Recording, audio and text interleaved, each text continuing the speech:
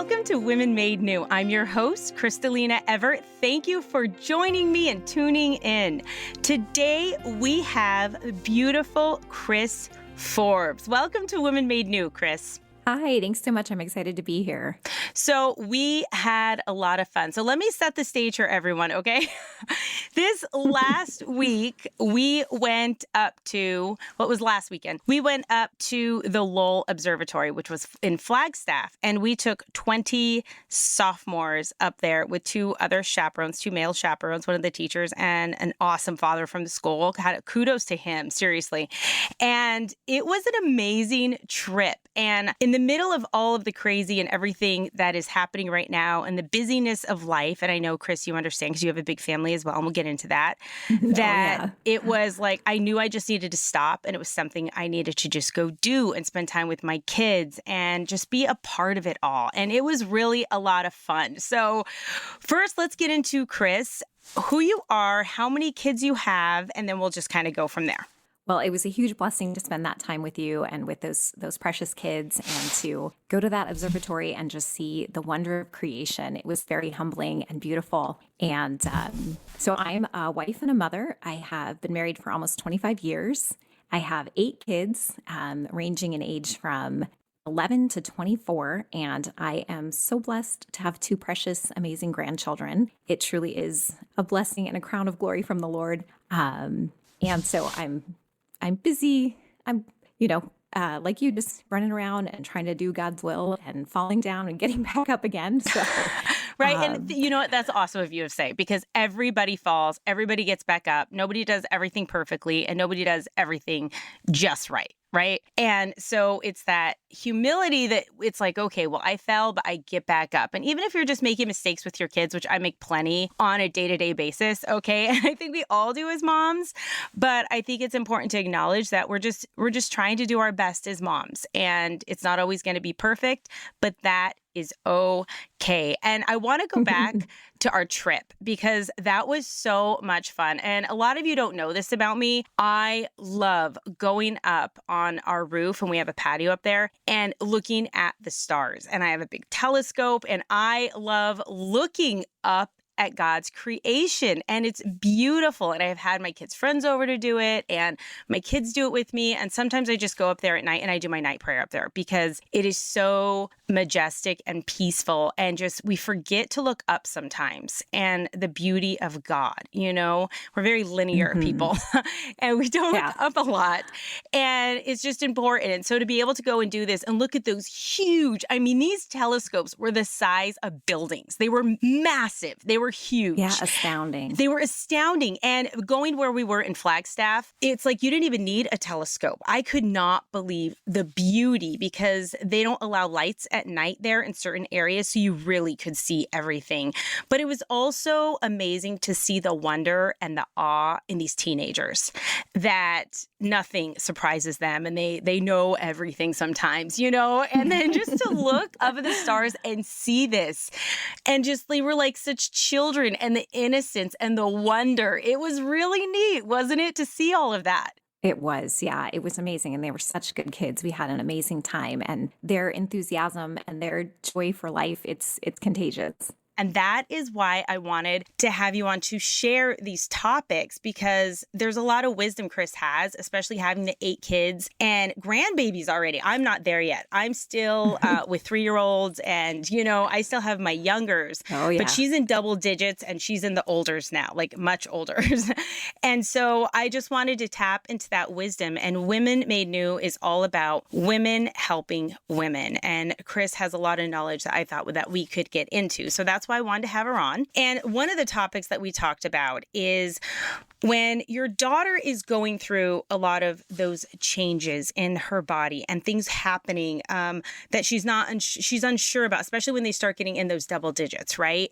And one thing that was really, that we honed in on our conversation wasn't just that, but more of the insecurity of mothers that they have and the importance of their role in their daughter's life going through that time, but also how much their own brokenness and their past holds them back from having those pivotal conversations and being there fully for their daughters that they need to be, especially in their day and age when their identity is being so attacked on every level. So what do you have to say about that, Kris? Well, I just want to say I have 4 daughters and 4 sons, and God has blessed me with these daughters and challenged me with them because I grew up with 3 brothers, no sisters. My mom growing up, I probably saw her wear a dress like 3 times in my life. She's just maybe not the most, what you would say, like stereotypical feminine example. She's so wonderful, so beautiful, tough. She's taught me amazing things about resilience, and she's an amazing mom. But I didn't necessarily grow up with this very strong female identity. Growing up, I wasn't one to play with dolls much or babysit.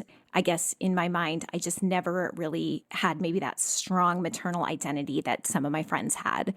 And I grew up in a very broken culture, like most of us did. And so God... Did you grow up in a broken home? Was your mom at home with you? She was at home. She worked when I was older. And I grew up Catholic, but kind of a Sunday Catholic, very much you kind of check these things off. Check in the a box, boxes. And, you say grace before meals and you show up to church, to mass on Sunday. You put your hour in, but it was very disconnected otherwise from the way that we lived. I think kind of that idea of a very personal relationship with Christ, with our Lord, was seen as almost extreme or cultish. Maybe they just, because of the way they were raised, that was a very like Christian idea in their mind, not necessarily a Catholic idea. And there was that disconnect. So growing up, I struggled with my feminine identity, and I became a teenager and a young person. I had these false ideas about what it means to be female. No one ever said to me, Kris, your feminine identity is a gift from God. God made you in his image and likeness as female. That like never even occurred to me, that idea. Like maybe loosely, I grew up, I went to Catholic schools. Maybe that idea that I was made in the image of God was presented, but we never really talked about what it means to be female. And so because of our culture, I grew up with some very strong ideas about femininity. One of those was that femininity equals sexuality. Another one is that femininity equals weakness. And another one is that femininity means being lesser than. And so being masculine or being as good as the boys, tomboyish, doing those things the boys are doing exactly, are going to make me better, stronger, higher than. And my sexuality is something I could wield and use as a woman, use to get what I want, weaponized in a way, or being sexually attractive is the most, one of the most important things about me as a female. And I think this is a message that our culture is still really strongly pushing on women.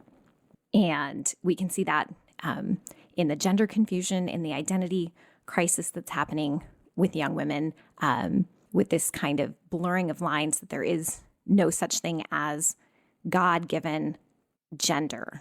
And of course, this is a huge lie from Satan, and it's so troubling to see, and it's really heartbreaking. And growing up, I was really confused as well. But my mom, I was a casualty of the 60s where a lot of the women left their homes and they were just out there. Granted, my mother had to raise me and my sister, and she was divorced, and she had to provide for us. But I didn't have that essence that was taught to me. And I've talked a lot about that here on my show, of just learning how to be a Catholic wife and that femininity and that just like essence of a Catholic woman and what that looks like. And even what just like a Martha Catholic store or like Kimberly Hahn, she like encompasses in my mind, and I could be wrong, but I'm pretty sure she encompasses what I'm talking about. Just being that Catholic homemaker and where I felt so inadequate and and just the sweet natured, and I'm like, that's just not me. Have you ever felt like I'm just not very female? I'm not very feminine. I'm not good at this. I just am missing that like sugar and spice. Let's just put it that way. I'm more spice. In myself. Yeah, exactly. And it was hard, especially when you got married, especially when you had kids, especially when you just were expected to know how to do those things. Yes. I really did not. It was very hard for me and very discouraging. And for the longest time, I thought I was the only one. I really did. And I realize now there is an entire generation of women just like me who didn't know or don't know or just struggle in that realm because they didn't grow up with that instilled in them. They didn't grow up with that Catholic grandma teaching them how to cook and fold and run the house, because that was a sign of weakness. And you didn't do those things. You know, you hired people to do those things. You go out and you make something of yourself kind of thing, because by doing that was like a humiliating thing to do. And in fact, it's a woman's crown of glory to be at her home, in her realm, in her to serve. And that's what we are called to do. And this is going to make maybe some women mad, but if we put it in the right order of things, right? Yeah, and it just makes sense. Because I think, I felt so inadequate and I felt so alone. And I thought, yes, gosh, this is just going to become so easy. And I'm shameful. going to be a mother and I'm going to have these gifts of gentleness and peace and joy and nurturing. And, I felt like I was faking it. I felt like I was not doing an it imposter. Right. An imposter, yes. And, the Lord has, in his mercy, has just led me on this path, and really through learning about Mother Mary and a devotion to her and healing some of those family of origin wounds, some of those sexual wounds, some of those cultural lies, coming to have those gifts and those fruits of the Spirit, having gentleness and practicing that with my own kids and nurturing. And it becomes easier. And I think it's okay to, I'm not saying you're faking it. I'm saying you're practicing it, just like you practice any virtue. It might not feel natural to you, but we can practice those things. We can be what we're called to be, even when it doesn't come naturally, and then it will. And we can pray, because God, God changes us. And that's like, I get so excited about it. I just, like, I could burst, like, thank God that he can change us, because I'm not the person I was. And it's really about, I've taken the hard road. I like to beat my head against a wall a little bit, but God in his patience, has brought me to this point. Like, I'm changing you. It's so much less about what you're doing than letting me change you. And especially coming to this better understanding of what it means to be made in his image and likeness as female. So again, we are talking with Kris Forbes, and we are discussing all things just womanhood, about the struggles of motherhood, the struggles of growing up without having that just Catholic mom and that essence of that, like Kimberly Hahn almost being in her home, teaching us how to be those young adult women, getting married, having kids, running that household. It was not something that either of us grew up watching or were instilled in us. And there was a lot of struggle, at least for me, a lot of shame. And I still struggle with things this day. Nothing is perfect, and you're always learning, you're always growing, you're always healing. But at the same time, to come to that realization that I did have this handicap, that I didn't have it all together, that I did need help, that I was broken, was a hard moment for me, really hard moment for me to grasp and to admit.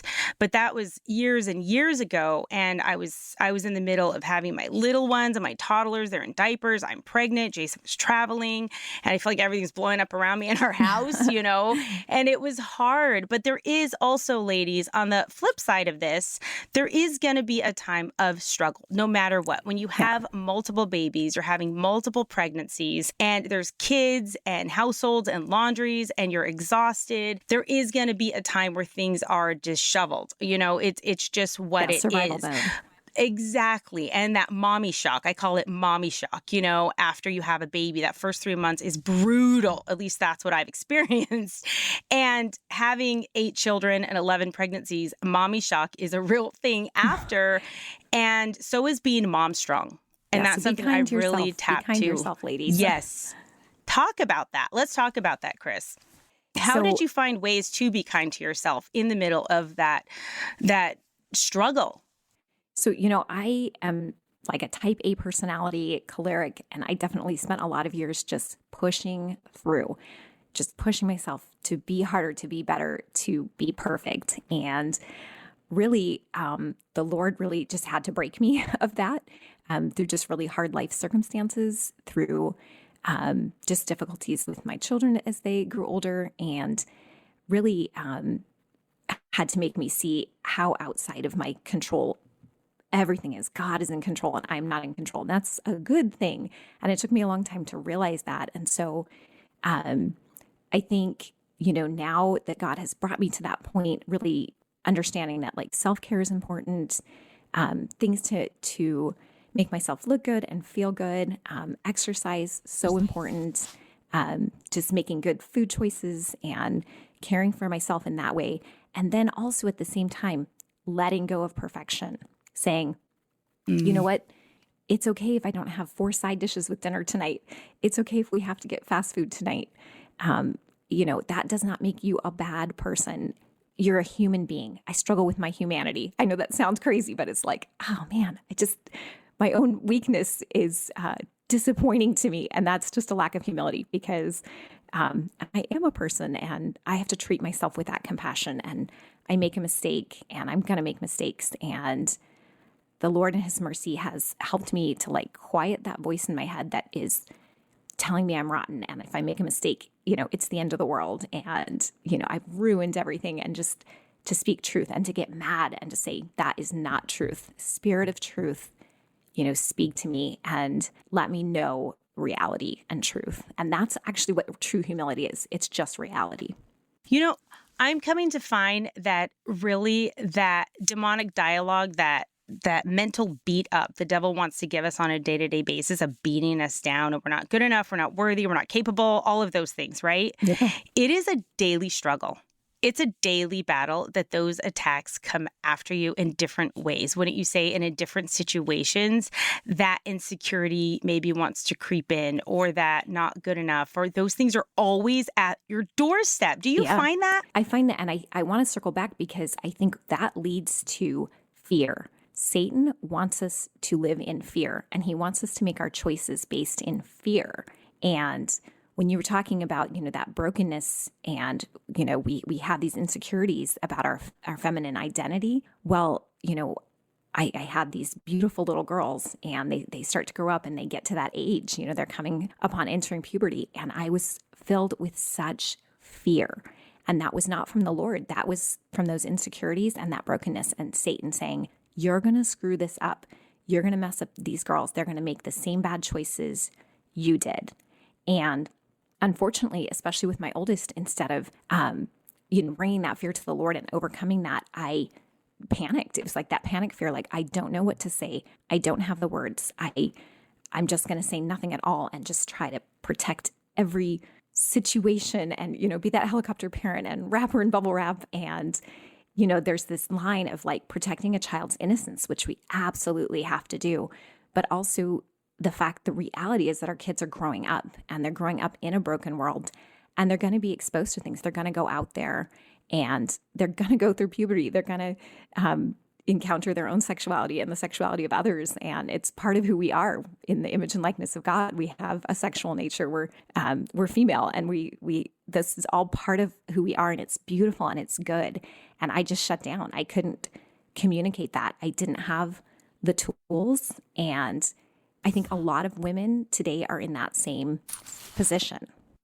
So how did you overcome that, and the mistakes that you made with your first one? How did you kind of rectify that with your other daughters? Because and one of them you're like kind of doing right now because she's 11. So how did you change things, and how did you know you needed to change things?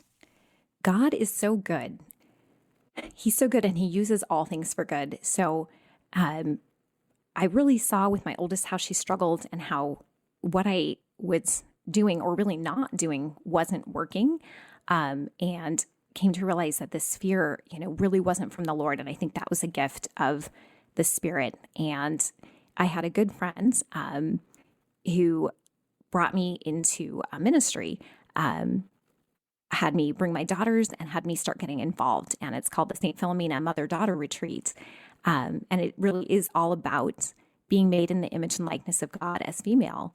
And from going on this retreat with my second daughter, it was just like a light bulb, came on, and I recognized truth. In so many ways, Jesus had led me to know him. Jesus is the truth. And so I think that helped me to recognize truth and to be like, this is the truth about my feminine identity. And I want to know more about this. And, as great as the retreat was for my daughter, who was, I believe, 15 at the time, it was so much more, I think, impactful to me. It was this truth I was hungering for and this identity I was struggling with. And God is so good in that way because he calls us even when, we're not fully formed and developed. He calls us into ministry sometimes to minister to us. I don't know if you've ever felt that way. And it's so humbling and it's so beautiful. And I'm a leader at heart. Like he's given me that personality and that gift. And so, when they said, come on in, we need leaders, come and learn about this, come be a part of this. I jumped in and the Lord ministered to me through learning about these things. And, if you would have told me back then that I would get up in front of a room of people and, pray over my own womb and say the word womb in a group full of people, I would have been terribly uncomfortable with that. 15 years ago, 10 years ago, that would have made me, cringe. Like, this is really uncomfortable. And he's led me so far and into levels of, comfort with my own identity and femininity and sexuality that I just never even imagined could be possible. And just these lies, just from giving talks and educating myself and learning and reading the works of Pope St. John Paul II. He has these beautiful works on the dignity of women, on theology of the body, his letter to women about the feminine genius.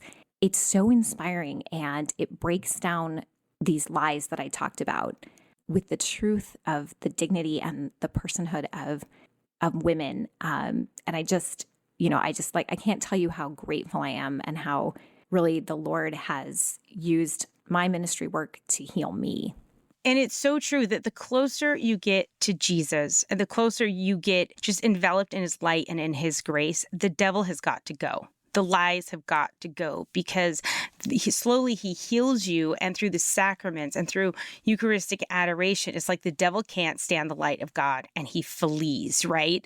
And so the more we embrace what God is calling us to with the sacraments and with just these writings of these great saints and just spending time with them in adoration, your life really can change. And these seem like simple little things. And I'm sure there's a lot of really serious situations going on in a lot of people's home listening right now and just thinking, well, if I go read a couple books and I sit with Jesus and I go to confession, that's not going to fix everything. No, it's not, but it's going to start you on the right path and make you right with God. And he can lead and guide you on a day-to-day basis versus you trying to figure it out all on your own. Because I've been there, I've done that, and it's been nothing but a mess, a big hot mess, Oh, I hear you. And it's been a nightmare. So it's like, you know what? If it is a mess, that is okay. We've all been there. You're not alone, but give that mess. The difference is give the mess to God. Absolutely. Go to confession.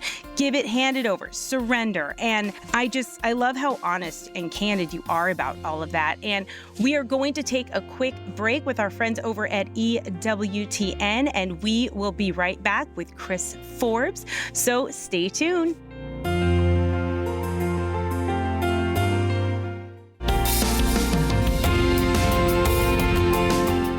Welcome back to Women Made New. I'm your host, Crystalina Evert. Thank you for joining me and thank you for tuning in. I am here today with Kris Forbes, and we are just talking about all things women. We're talking about being a wife, a mother, our struggles, brokenness, how to overcome the lies of the evil one, and just to get right with God and help our daughters who may be struggling with their own identities and maybe going through some changes in their own body, and how we as mothers can help them. And we need to step up and help them walk with them also in that confusing time, because if we don't, something else will take its place. And the world definitely is happy to tell our daughters who they are and their identity. And that is not what we want. If we aren't the gatekeepers of that, and we don't instill that feminine genius and why God created them and what their bodies are made for, and that they have a mission and they have a purpose and they have a plan, and they don't hear that from us, they're going to hear a distorted version of that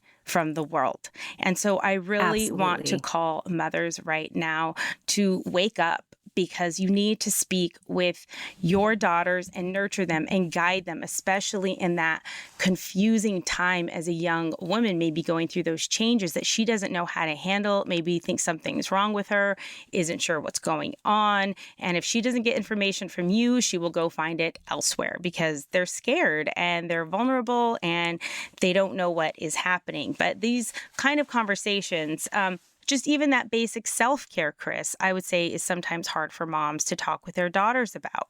And just teaching them the basics of taking care of themselves on a feminine level, even at a younger age, and going in to womanhood. So why do you think this is? Like, what's the insecurity? Is it because their mothers have their own insecurities, and then it's almost a generational thing that happens where they don't talk to their daughters because they weren't talked by their mothers, and then they don't talk to their daughters, and it just goes round and round we go.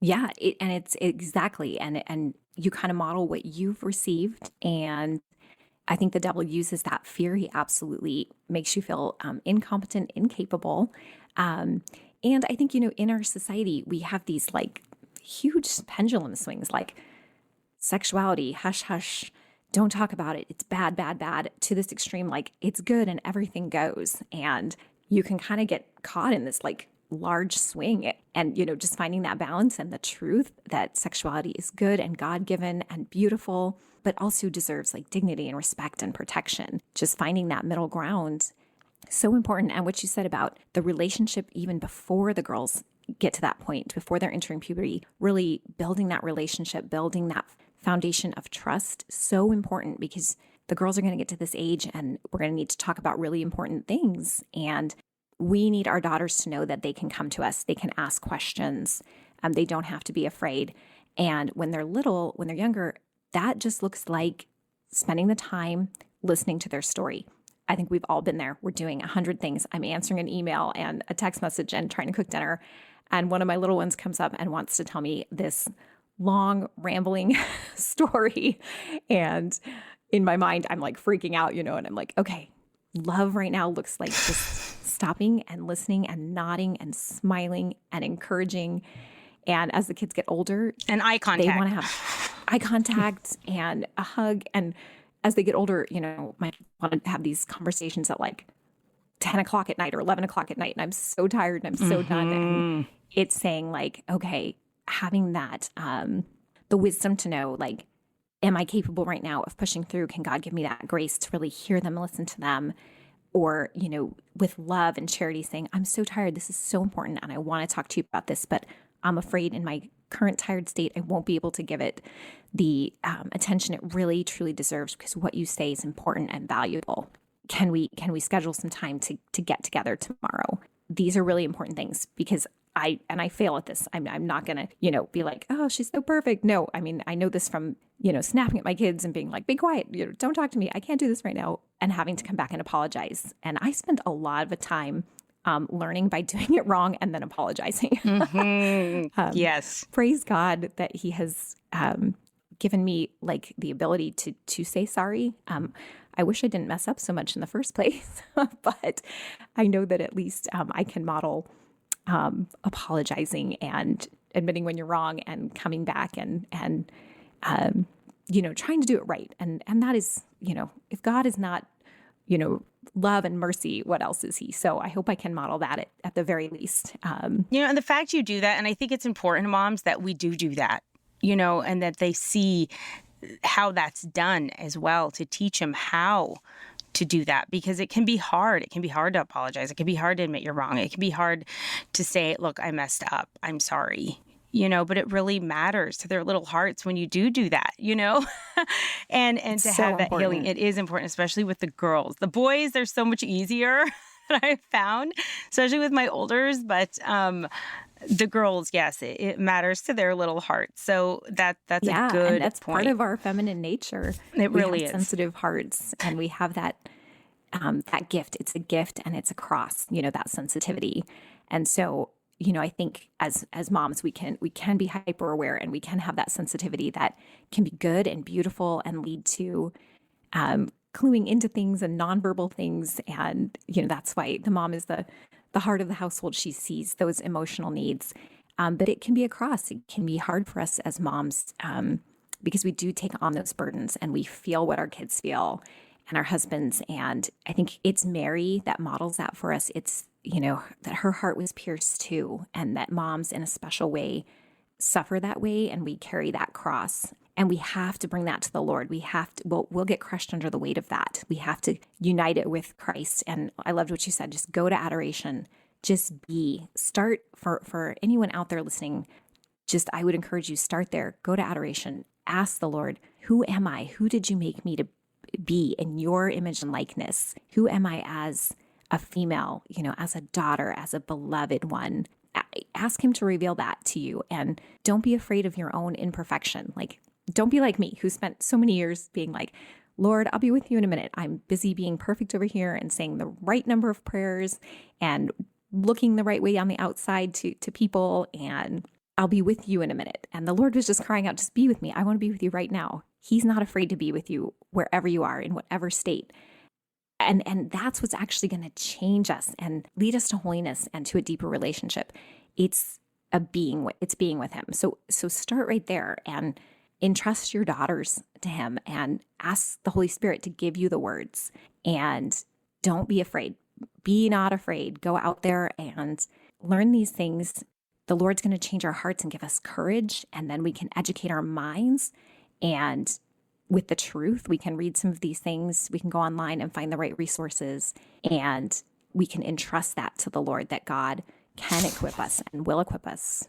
And the biggest thing is courage. Right now, I think Catholics need to have courage, and they need to pray for that holy courage, because we're definitely up against a lot right now. But Jesus is with us. God is with us, and he wouldn't ask us to do what he wouldn't give us everything and equipped us to accomplish, right, in our lives. And every time God has asked me to do something, no matter how hard or rigorous or overwhelming it seemed, he always gave me everything I needed. And maybe not in the way I wanted it, but what I needed, right? True? It's the truth. So it may not always be exactly what you want or what you think, but it will be what you need to get you through that moment, and you will be better on the other side. But just pray for courage in those moments. And you are the gatekeeper. You are your daughter's gatekeeper and protector, and so is the father. But a mother, in a special way, needs to teach her daughter these things, and about that feminine genius, and about her body and those changes. And for moms out there that have a really hard time maybe talking with their daughters about these things,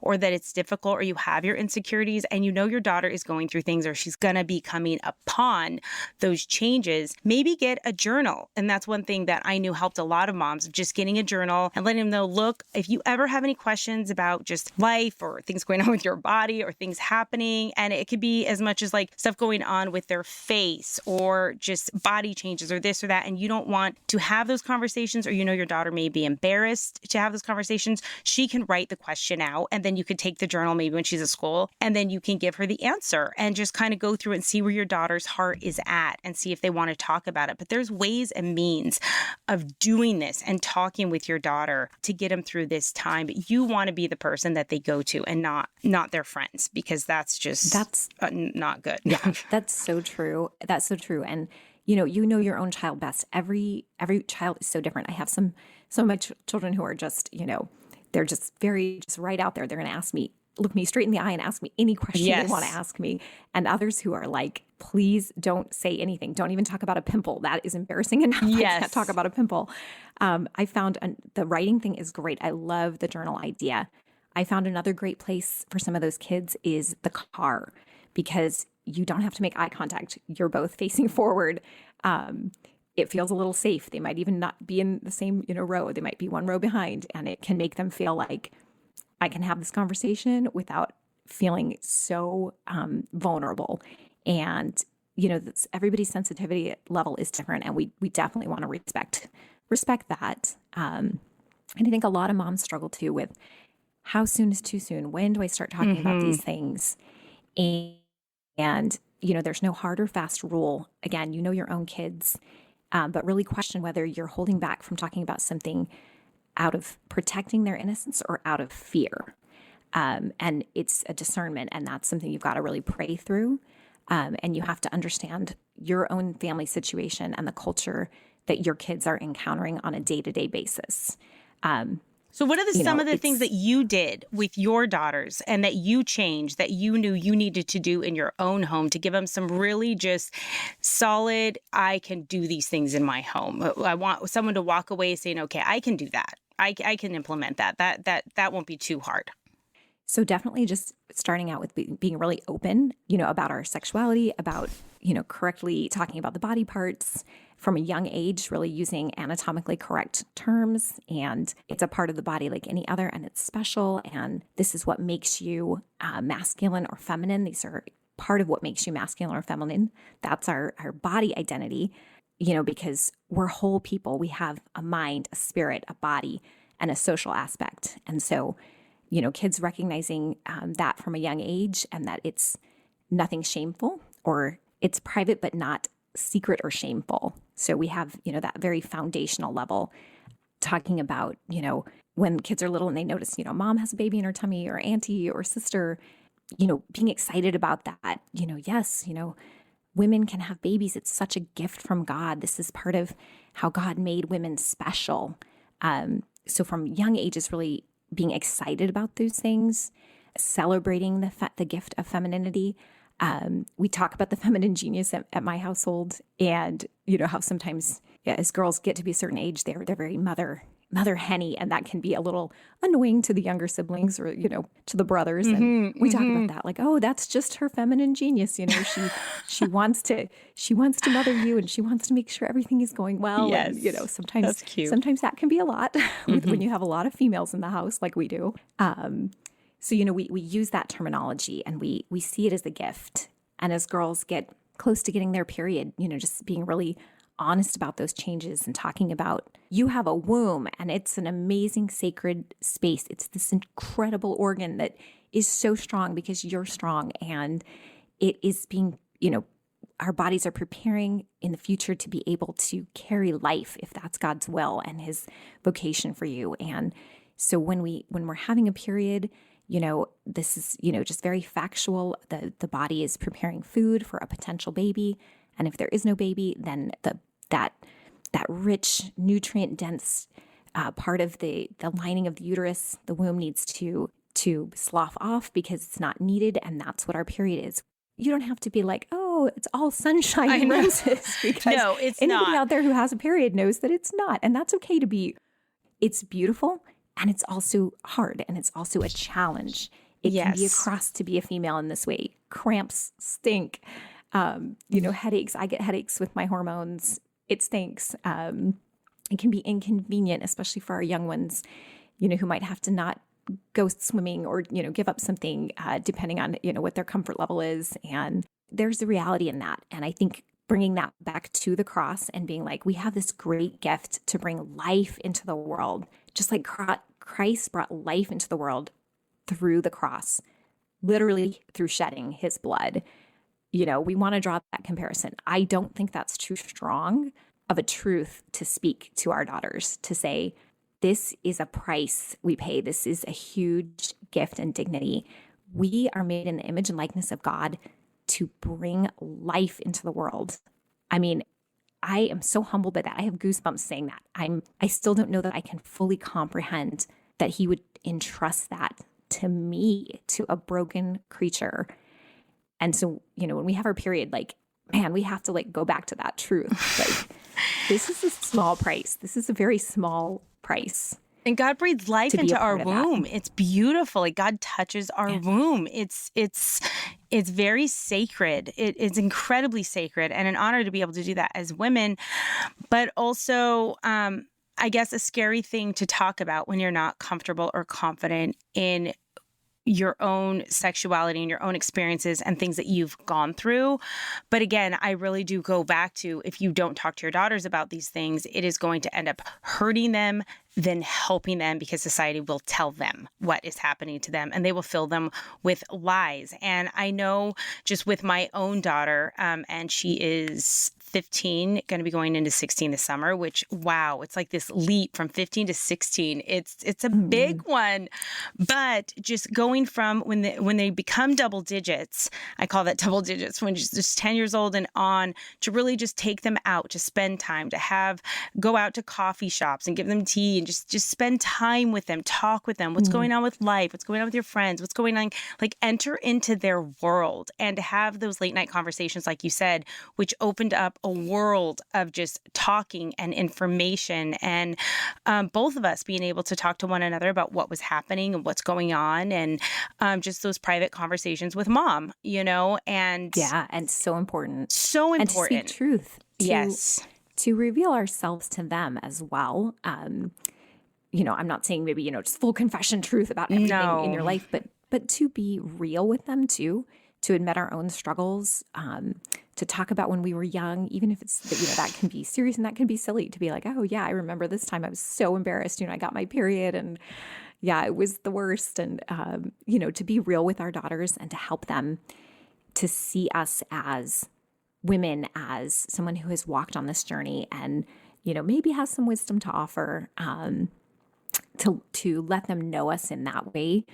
And then to be open to knowing them, because, God gives us our kids for such a short time, but they are these unique individuals. And, we might need to really take off some kind of lenses of pride or whatever, we put on our kids as a reflection of ourselves, and to really get to know them. And it's so fun and amazing to see as they get older, their personalities and, the individual unique way that God is revealing himself to the world through them. And so, I want to challenge moms out there to do that, to really get to know your daughters as they get older, 14, 15, 16, and to see their uniqueness and to delight in it, because the Lord, delights in each one of us. And as moms, I know I'm guilty of this. I get busy and I'm just trying to manage, and I'm trying to get people where they need to be and get the food on the table and get people to bed.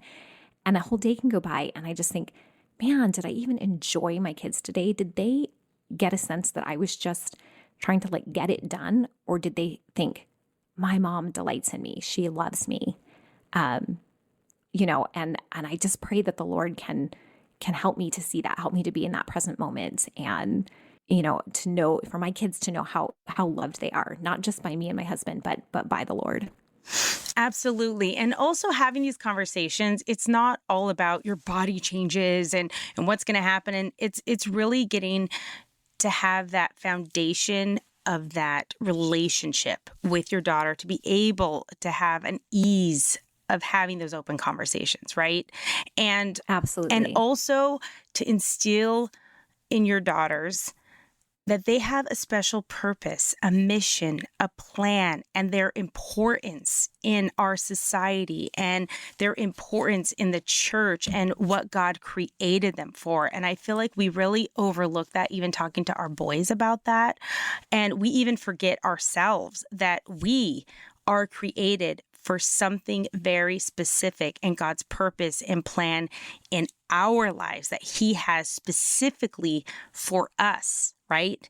And even we Absolutely. forget that as moms and as women. And I think it's important that it's something that we're instilling, that always listen to that small, still voice. And that's one thing I definitely have instilled in my kids, always listen, because when I'm not around, God definitely is. And I always tell them, you know better. I know you know better. So don't tell me, because you heard that voice, you know right from wrong, and you knew if you shouldn't have been doing that or not. And I see it in their face. Parents know, but at the end of the day, it needs to go deeper than that, of knowing God created me, but for what? For a purpose and his plan. But what is that?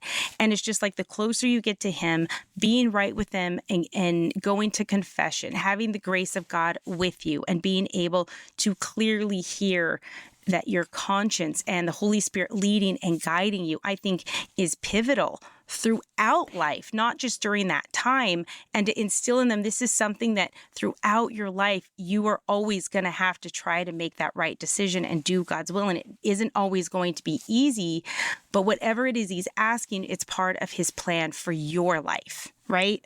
And it's so important. What you're saying is so important. And especially, you know, in this time when these girls are growing up and they're changing and they're experiencing these bodily changes, to talk about that, you know, it's more becoming an adult, becoming a woman. And these changes are more than just what's happening in your body, because you're a whole person, and there's going to be changes happening in your mind and with your spirituality and with your social relationships. And so it's so key for our daughters to understand the fullness of their femininity. So let's talk about resources for moms right now, and maybe some things that they could go to help them nurture their daughters.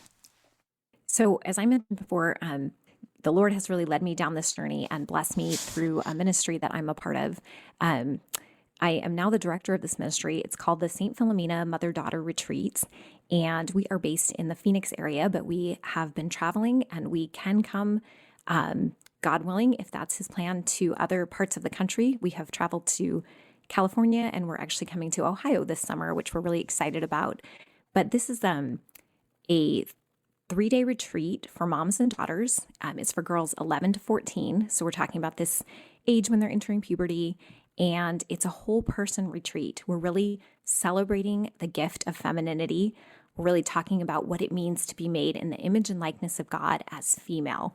And so we're getting into all of this stuff, puberty and the changes in friendships, our spiritual being, and how, as girls get older, it is their job to listen to that voice of the Holy Spirit, and how we do that, and boundaries, and protecting the gift of ourself, protecting our minds, our hearts, our bodies. It's such a wonderful retreat. I am so blessed to be a part of it. And Crystalina, I believe you came with your daughter a few years ago. I did. I took my daughter on this when it was like the cusp of it. And I think I was so pregnant. Oh my gosh. I think I was, who knows which pregnancy it was, but I remember I was massive, and I was like, I hope I don't go into labor on this retreat. But I knew how important it was. And those 3 days were wonderful. And I spent time with Mary. I spent time with her friends. I spent time with, we spent time in adoration, and it was just a really good all around amazing experience. And I just didn't want it to always be her and I talking about these things, but I wanted to let her know that there are other girls going through exactly what she's going through, and other moms who are helping their daughters. And it was just beautiful, and I really enjoyed it. And I looked a lot into it before we went, and I knew I wanted something. And also some of her little friends went as well, which was great. And so it was a really lovely weekend, and it helped me, and everything was just so solid and beautiful and Eucharistic. And what is the word? It was so pure, though, too, the delivery of everything. And it really helped them grasp who they are, what they're created for, almost that theology of the body, because a lot of it is based on the theology of the body, which is beautiful. And that's what moms want, because they don't know how to talk like that. Even some of the ways the women talked about things, I was like, oh, that's great. That's an excellent delivery. Being a speaker sitting there, it was wonderful. So it's amazing to see how it impacts the moms. I've looked out and seen moms just with tears streaming down their face. Yeah. Because they are hearing for the first time about their great dignity, and they're healing, and they're recognizing the beauty of their femininity. And it's a fun time, and there's time for, mom and daughter discussion, and there's time for doing fun things together and building relationship. And so I just, I think it's a wonderful opportunity. And especially if you're struggling with, how to say these things or opening that door. And that's why it's a mother-daughter retreat, because what we really want is to foster that relationship and to open the door so that in the future, moms and daughters have this starting point, and they can go back to these sessions and these conversations. And that's really our goal, is to equip and empower moms to be able to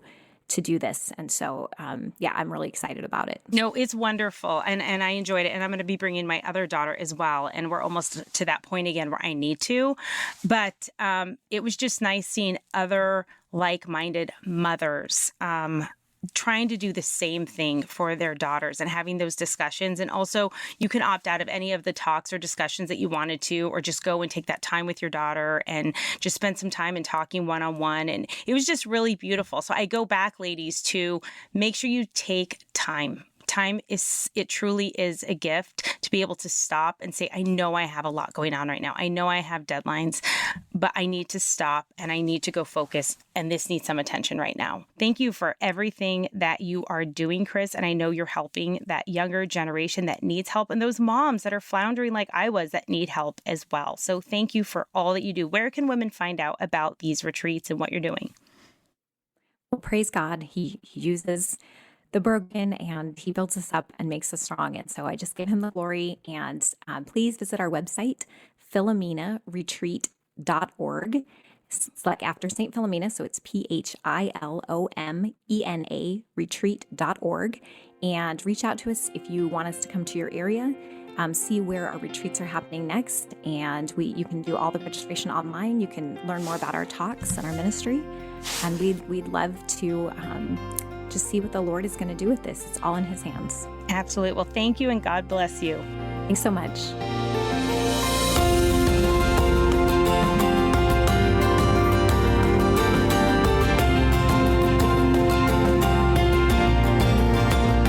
I want to thank my guest again, Kris Forbes, for being here.